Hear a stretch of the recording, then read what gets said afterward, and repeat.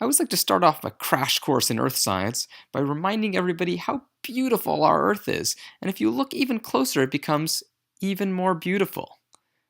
You might be wondering whether you need glasses or if the video is fuzzy, but no, that's not you. That's the fuzzy edge because of Earth's thin atmosphere. And that's our message here is if we look closer at what's going on the Earth around us, we're going to learn some amazing new things and it's going to motivate us to want to learn more. And that's exactly what the purpose was of our three-course model, which really cultivates a synergy between Earth and space sciences and the other disciplines. So what we want to do is we want to start off with phenomena from the Earth and space sciences and use those to motivate an in-depth study of mechanisms from life and physical science. And in return, we hope there's going to be a feedback that's going to help us understand Earth and space science better. A lot of Earth science depends upon systems thinking. So I wanted to look at this picture here from Yosemite and think about it as a picture of a system. And so we need to think a little bit more about what that means. Well, in the California Next Generation Science Standards, we talk about 5 key elements of a system, and they're well illustrated by this figure from the framework. When you think about a system, of course, has to have parts. And in NGSS, we call those the components. And those might be our cells, our tissues, organs, blood. And of course, those parts all have to interact. And that might be in the form of circulation as blood moves from one organ to another, or digestion as food moves through the different parts of our body. We also talk about how a system has a boundary. Now, in the case of a person, it's pretty obvious. It's our skin that marks a very clear boundary. But other systems are more abstract. So a classic example is when you have a person riding a bicycle. Well, what is the appropriate boundary of that system? Well, it depends on what you're trying to study. If you're trying to study how much exercise that person is getting, how many calories they're burning, you really don't care about the bicycle and all the inner workings of that. So you might just talk about the energy flow across the boundary where the person's feet meet the pedals. But if you're talking about that person riding down the street and maybe even colliding with something, you want to talk about the momentum of the person-bicycle system together, and so the boundary goes around both of them.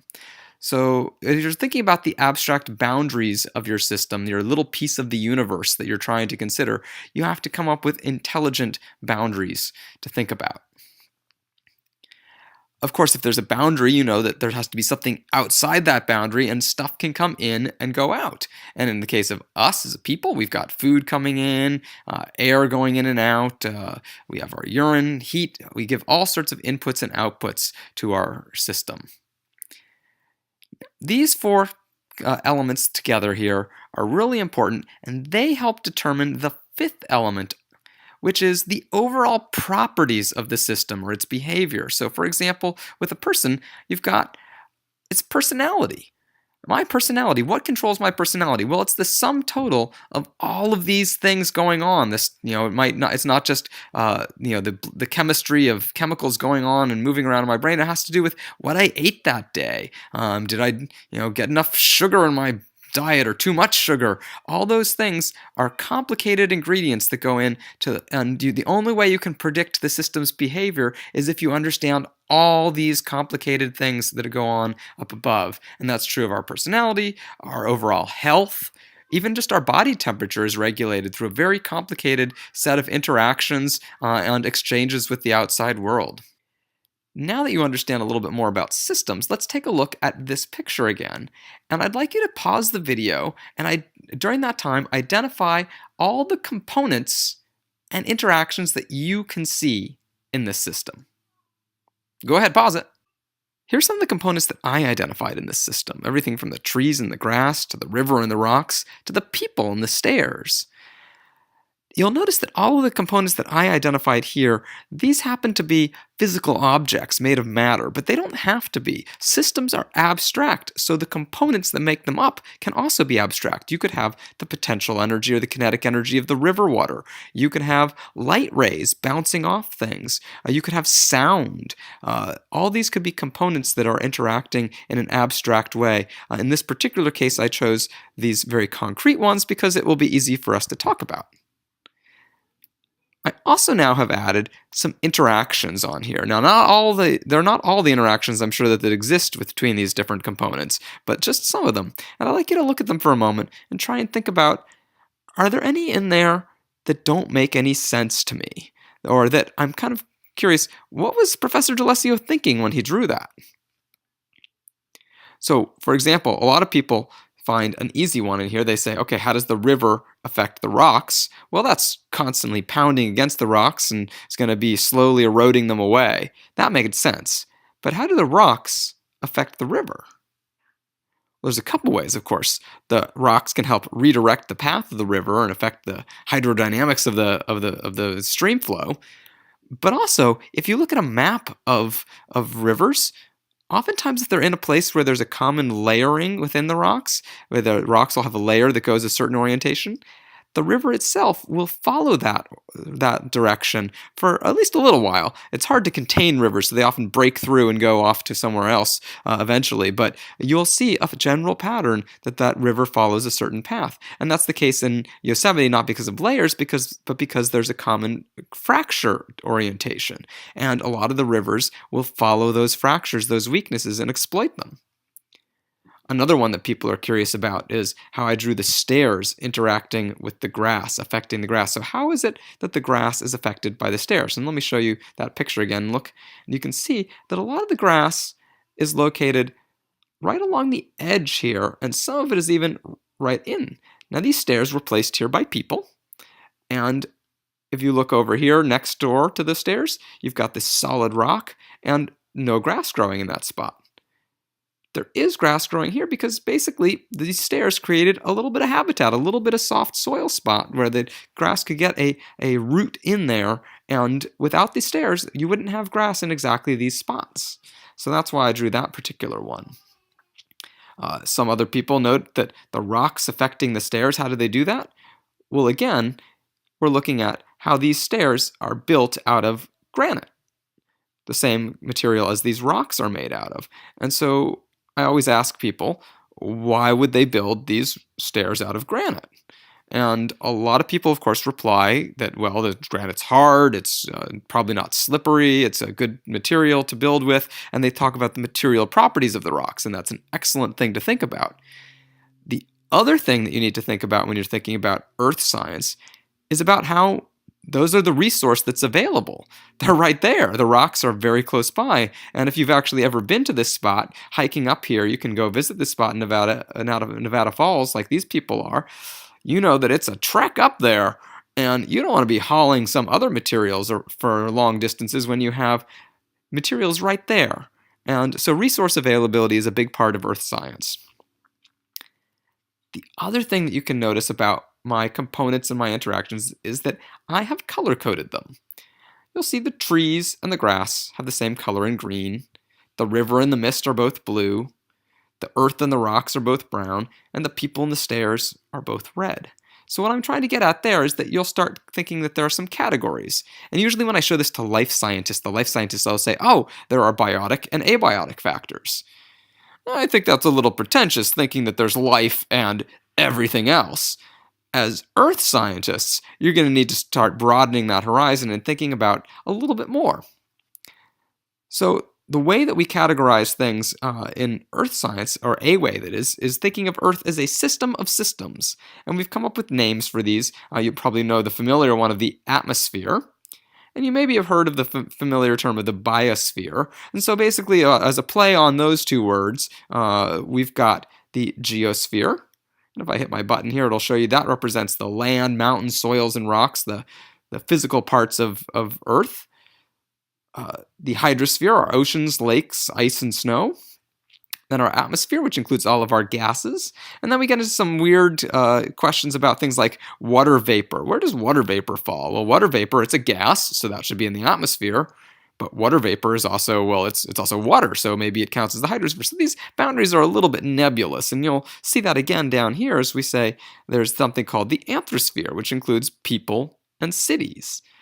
Now, are people animals and living things? Well, yes, they are part of the biosphere, but they are such an important and integral part of the biosphere that they actually have been broken out within the California Next Generation Science Standards as their own separate sphere, emphasizing how much humans influence the Earth system. And you're going to see that in several other places. But this is something that was not in the national NGSS. They had these other four spheres referenced, but we have added it into our framework to really emphasize how important people are and the interactions that people have with the Earth system.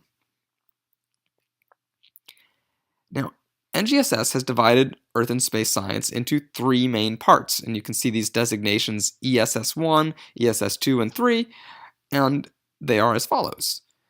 The first part, Earth's place in the universe, is kind of the space stuff. ESS2 is a lot of what we were talking about before, the interactions that are going on Earth itself and in Earth itself.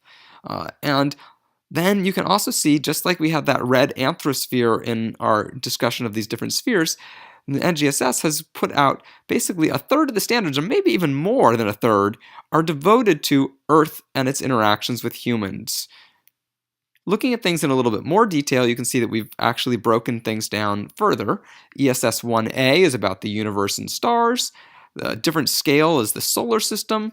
And at ESS 1.c, we think about Earth's history, the history of the geosphere, the history of the atmosphere, how it evolved basically from that early solar system and its Earth's early history.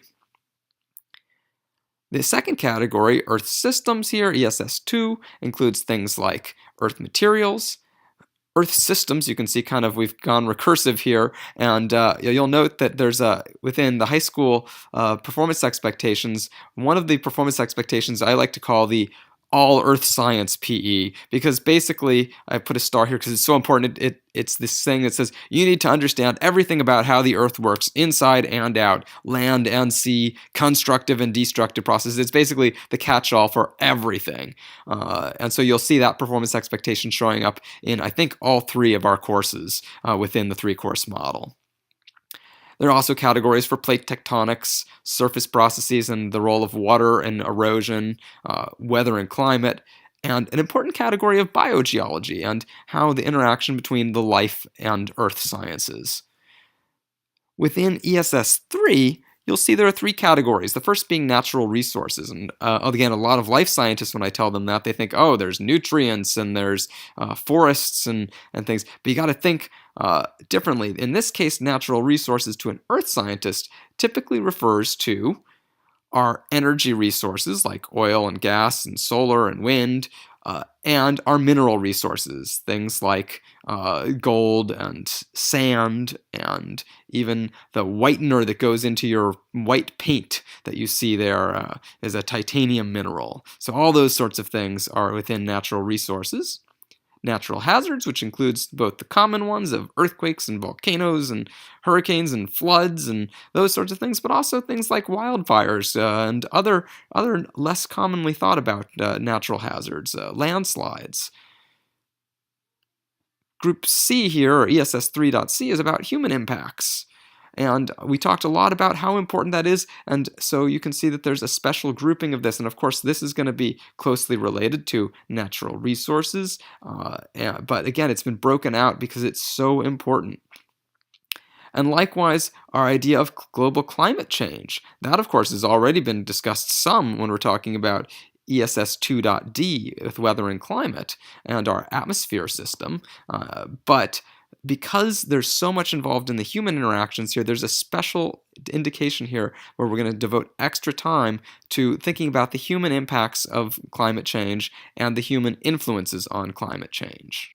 I'm going to give you a preview of some projects that I'm working on as I'm trying to develop a few more lessons that really illustrate the three-course model and how Earth and space phenomena fit in to these courses. So here's an example from Instructional Segment 1 of the Living Earth course, where we're looking at photosynthesis and respiration and how that's intricately tied up with the evolution of Earth's atmosphere. So let's go ahead and get started and look at these beautiful rocks. Look at the alternating red and white layers. We call these banded iron formations, and they're found all over the world, and just really commonly. That's at least when you look at the locations, but let's look at the time when these rocks formed. Here's a part of the geologic time scale. You probably recognize the word Precambrian. That means really old. And the left side here represents the beginning of Earth's history and moves forward off to the right there. And you can see that we don't have the rock record going back to the very oldest beginning part of the Earth, but we do have some rocks forming. Some of the oldest rocks that we know about actually have these banded iron formations. And as we scroll over here a little bit, we see that the banded iron formations were really common in the Precambrian, but then they disappear from the rock record about 1.8 billion years ago. And we don't see them for a while until they appear briefly again around 750 million years ago. And as we come up towards the present in the last half-billion years, they haven't formed at all. No banded iron formations during that entire time. So we have an interesting mystery here. These really beautiful rocks, they're obviously formed by some interesting systems that are happening, but what are the conditions in that system? What are the components that are important? How are they interacting? And some hints come as we look at those same banded iron formations in the same geologic timescale from 0 to 4 billion years on this horizontal axis, but on the vertical axis now, let's look at the concentration of oxygen as this red line in the atmosphere. Today we've got about 21% according to this plot, but it started off at 0, basically, or very close to it when we were several billion years ago. And when did our banded iron formations stop? Well, they stopped sometime shortly after algae evolved. And they disappeared for a long, long time during this Proterozoic period here until the end of the Proterozoic, which is marked by the evolution of land plants and other types of animals and things, right around in here where we had a brief period where the banded iron formations came back. So this is the mystery that's going to launch us into understanding what's going on here. How did these things happen? And how did they affect the atmosphere? And what are the processes that are going on within life that affected these beautiful rocks on Earth? Let's take a look at another example, this time from the Chemistry in the Earth Systems course, where we're looking at the instructional segment on heat flow. Now, one of the crazy things that you can do is you can actually go down in some of the very deepest gold mines that are like 1.5 miles deep. I've got 6.5 Empire State Buildings here showing you how deep these go down. And as you go down, it gets warmer and warmer and warmer, such that at the bottom of some of these underground gold mines, it's 140 degrees Fahrenheit all the time, day and night. That's energy that's not coming from the sun at the surface because it's cooler at the surface. That's energy that's coming from Earth's interior. So what's going on with that, and what does that do? We can actually not just look at gold mines, but we can drill boreholes and stick thermometers down in those boreholes, 10, 20, 30, 50, 100 meters, and look at the temperature and look at how much heat is coming up. And this is an illustration of that. We measure it in something called milliwatts per meter squared. That's a very small amount of heat compared to the sun, which is giving off 1,000 watts per meter squared when it hits the surface. So this is about a millionth. 1 milliwatt per meter squared is about a millionth of the energy from the sun. So it's much less energy. But when we look at this, we see that there are certain parts of the US that are warmer and certain parts that are cooler. And I want to point out for you that this is not the surface temperature that we're looking at. Maine here shows up as warmer than Florida. And California has some really warm parts, but then you go to the Central Valley and it appears to be cooler in the subsurface. And so what's going on there? Well, we can zoom out even further and look at patterns of global heat flow. This is the same sort of idea here, but it's globally. And you can see that there's some areas where there's high heat flow, and some areas, say in the continental interiors, where the heat flow is much lower. Clearly, we need to know a little bit more about what's going on the Earth as a whole. The deepest gold mine is pretty deep at 1.5 miles. That's like the distance you might walk to school. The center of the planet, however, is 4,000 miles in. That's like walking to LA, from LA to Chicago and back. And so when we get from the surface, which our average temperature on Earth is about 15 degrees C, and you go down to the bottom of the gold mine, it's like 140 degrees C. Well, we have evidence that the center of the planet is something closer to 6,000 degrees C, which is not that far off from the surface of the sun's temperature. So what is that going to do when you have a very hot interior and a very cold surface radiating out into space? Well, it's a lot like the cooling of a hot piece of bread when it comes out of the oven, is that center stays hot and slowly cools. We can actually get our students to run some free, simple computer simulators to try this out and see what happens. And they might find something like this, where there are plumes of hot material that rise up and then spread out and then eventually sink back down again, and we start seeing circulation or convection within Earth's interior. When we tie that to our picture of global heat flow, we can see places where there are hot material going up and colder material going down. How does that relate, for example, to the location of earthquakes on Earth? And we start discovering evidence for plate tectonics. Within the Physics of the Universe course, we have an instructional segment about energy conversion. Let's look at the Earth and space science phenomena in that. Rather than starting off with looking at all sorts of energy calculations, let's start off with the Great Energy Debate. Now, this is a great activity from need.org, and you can download it there. What they do is they give you a little game board here with all different energy resources, from coal and nuclear to solar and wind, and each one of those energy resources you get a page of facts. And the students have to decide whether each one of those facts represents an advantage of that energy source, a disadvantage about that energy source, or just an interesting fact about it. This sets up the Earth and space science performance expectation, where we're expecting students to be able to evaluate different energy resources based upon cost-benefit ratios. They weren't being that quantitative in the energy debate that I just showed you, but it allows us to really set up and motivate a much more quantitative view, which also ties to the physical science performance expectation, where students are expected to calculate changes in energy. So let's have them do that with different renewable energy sources. We can give our students access to amazing data sets, like this real-time view of the wind as it blows across, where you can get actual wind speeds from all over the US right now, and using the density of air, you can figure out how much kinetic energy there is that we could extract and get electricity from with wind power.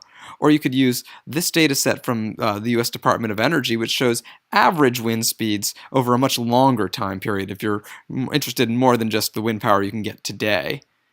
You could do a similar thing with hydropower, where you can go onto the USGS website and download stream gauge data and look at the number of cubic feet per second. Since you know the density of water, you can figure out how much mass that is that's moving by, and then think about how tall your dam could be to convert potential energy to kinetic energy, and how much usable energy you can extract through hydropower. And so our students can do some very serious calculations looking at where in California, where in the US, or where in your city you can actually put different renewable energy sources to get the most energy out, and then evaluate which ones are going to cost the most and which ones are going to have the most advantages in terms of usability. So these are real-world problems that Californians are facing right now that your students can actually do calculations to solve and really meet the performance expectations of the next generation science standards.